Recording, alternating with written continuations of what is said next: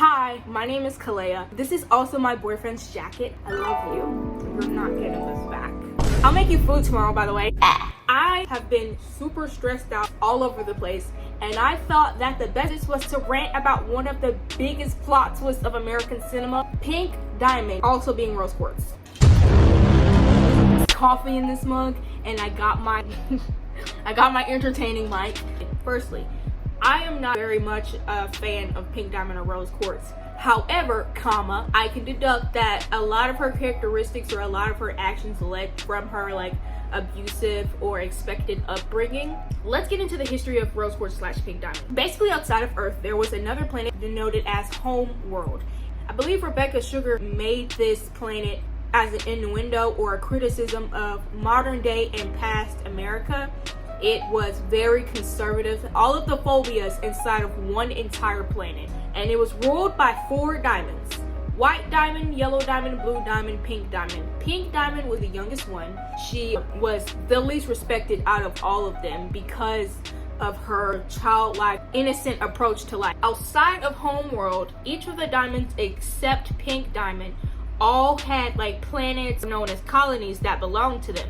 These colonies are where the diamonds would create gems for them to either serve for the colony or serve on Homeworld. Pink Diamond, she didn't have a colony. So she expressed to them I want my own colony. But White Diamond or Yellow Diamond deducted that she is not really ready or prepared to be over a colony, which I can understand why she would be upset from that, because how are you going to tell me what I am capable of doing? And even so, even if she wasn't fully capable of having her own colony, they could have at least helped her, they could have aided her in this. However, when she was upset, she threw a tantrum that really hurt or traumatized her Pink Pearl. Pink did this. What did you say? Once Pink got tired of asking Yellow and Blue for her own colony, so she went straight to White. Of course, White told her she wasn't fit to run one, and well, that set her off. You remember how she was, with her destructive powers throwing tantrums left and right? She had a scream that could crack the walls. Her physical form shows damage, but her pearl is perfectly fine. This injury must have been so impactful that it continues to manifest despite the fact that her pearl has been repaired. A pearl is basically just like a servant that's under you, that assists you within your day-to-day. And she, shattered the pearl's left eye. And even thousands of years later, the pearl was healed, but that shattering of her left eye is still there. They sent her another gem, Spinel, which was a basis of what Pink Diamond was portraying herself as. Childish, bubbly, fun, outgoing, all of this. And she was the perfect companion for Pink Diamond. However, Pink Diamond ended up even abandoning her for her own benefit. She left the same thing that she genuinely was. They eventually give Pink Diamond her own colony, which was on planet Earth. Her site in creating gems was called the Kindergarten, and she was not necessarily permitted to go to her own colony to see what was going on.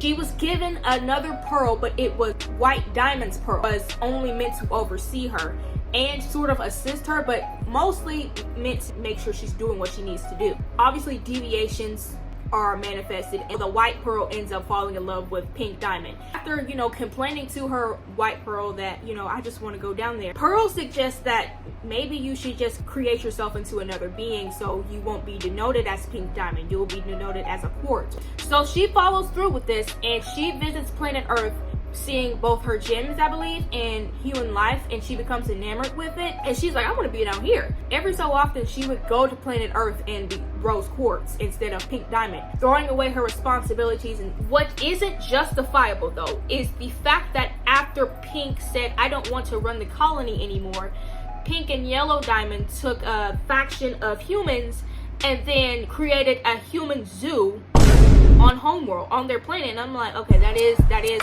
crazy. That is crazy. Which is why I can justify some of Pink's actions, or why she was inactive in some things that needed genuine action. However, she needed to act on some things, and she should have. In rebellion of that, she began consistently being Rose Quartz on planet Earth. At first, she was just trying to get the gems off of Earth. She wouldn't necessarily have to be reminded that I'm supposed to be over them, or they're eventually gonna be a problem within humans' liberties and stuff, or my liberties. It was more of her just wanting to be free and wanting to have her own life outside of having so many responsibilities, rather than just wanting to save human beings. She had a plan to get the gems off of planet Earth. Once again, Homeworld was extremely conservative and all of the phobias in one planet. And one thing they did not delegate is 2 different gems fusing. Garnet was basically a depiction of societal norm being thrown out to the side. Once Rose Quartz seen this, she was like, a fusion of 2 completely different gems. How have I never heard of this? I've only ever heard that it's unheard of. maybe I could get some people on my side, and that's exactly what she did. Not only did she get gems to fight alongside her, but she basically made like this protagonist story of Rose Quartz. She basically used this to her advantage, used these gems, manipulating them into respecting her to get them to fight alongside her in a war that was culminated by her. This war was dependent on whether or not Rose Quartz / Pink Diamond would ever be free from ruling over Homeworld. In a sense, I really can't excuse this because thousands of people and gems were slaughtered because of her desire to just leave. After she faked her own death, which she created a pink diamond and she shattered it, because when you're a gem, if you're shattered, you're done, you're dead. That's death to them. She created a pink diamond and shattered it and made it seem like Rose Quartz was the one that just killed her, but in actuality, Rose Quartz is pink diamond. Plenty of people may say she did this for the gems. She did this for human beings. Even though they did benefit from her rebellion, all in all, this only started because of what she wanted. After that war was won, everybody else thought Pink Diamond was dead, and Pink Diamond's death was basically the victory on Rose Quartz's side. After that, Rose Quartz began utilizing or practicing her own autonomy on Earth. It became like self-indulgent. After having for a basis of people that are on your side and will not leave you no matter what, over something that's pseudo, that's not true, you would think she would finally open up to them about it, but she kept this to herself until death. The only person that knew was Pearl, because Pearl was alongside her, and even then, as Rose Quartz, she made Pearl go under an oath where she cannot even speak about this. My last order to you as a diamond, let's never speak of this again. It's like, she literally could not speak about it. She tried to speak to this with Steve, it would literally close her mouth shut. Remember that human zoo I was talking about? Well, when she got on the planet Earth, she basically treated Earth as a zoo. She was hooking up with humans, she was seeing humans left, right, up, down, all of it. Like, she was just running through humans. She basically seen them as her plaything, making a big deal out of them being displayed as what you were fighting for. She abandoned Spinel. Spinel waited for her for over 6,000 years, and she didn't return. She had to tell Spinel that her staying there was a game. Since Spinel was childlike and just innocent and wanted to have fun, she was like, okay, I'm with you. She took people's loyalty for granted and let it simmer until she was dead. Like, she was over 20,000 years old. With age comes wisdom, with age comes awareness, and she was 100% aware of the repercussions that would fall, whether it would be completely onto her or onto someone else. She lived out the rest of her life doing whatever she wanted to do with no sense of true atonement and just being indulgent. She explained to Steven that We can't both exist. maybe a few people won't agree with me with this, but I believe that Steven was the personification of her accountability. Steven was the manifestation of her responsibilities, her inaction. And he was basically the punching bag for her mishaps, her avoidance, her abandonment of responsibilities, of people, of issues, psychological viewpoints.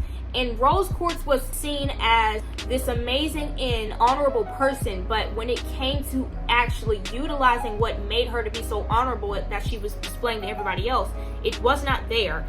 Did she lead a revolution? Yes, but it was only for her gain. Now, did she have people join alongside her? Yes.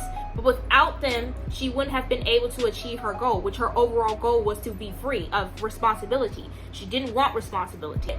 With freedom comes responsibility as well, and you have to be responsible for your actions and what you cause for yourself and other people. Once she died or became one with Steven, everything fell onto him and the gems that fought alongside her. You became Rose Quartz to deceive your pathetic friends. Her son almost died several different times from her responsibilities. Her responsibilities almost got her son that had nothing to do with anything she had said or done several different times. I once again say that Steven is the personification of accountability because he did everything that she was supposed to do. When it came to self-sacrifice, that was always his pursuit. Rose Quartz was self-indulgent. She's both a villain and a victim because when it came to really being a hero for other people, there was lack of action. The only time I can really say she had resolve was leading that revolution. And once again, she did that for her own gain. She knew she couldn't fight all of them on her own. She had to gain influence, or she had to create influence for herself, for people to fight alongside her. In thousands and thousands of years, she did not open her mouth to tell them. They had to find out when Steven turned himself in after figuring out, like, I'm Rose Quartz. I'm the person that killed one of the diamonds. And they figured out that he in fact was not Rose Quartz, or Rose Quartz never genuinely existed. It was Pink Diamond under a personified alias. And they came after him full throttle. Not something we can justify. Once again, she was a victim in a lot of cases, but when it comes to overall victimhood, she created victims herself. Can't necessarily say that she's completely innocent or she was just misunderstood. No, we understand her very well. So just imagine the psychological warfare everybody had to go through. The entire basis of her identity was a lie. Because of her yearn for freedom, she became a villain. She created a labyrinth of lies.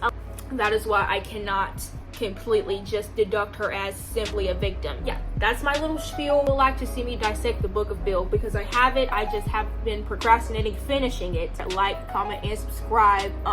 If you would like to see me dissect more Steven Universe lore, tell me. I love having nerd rants. And thank you for watching.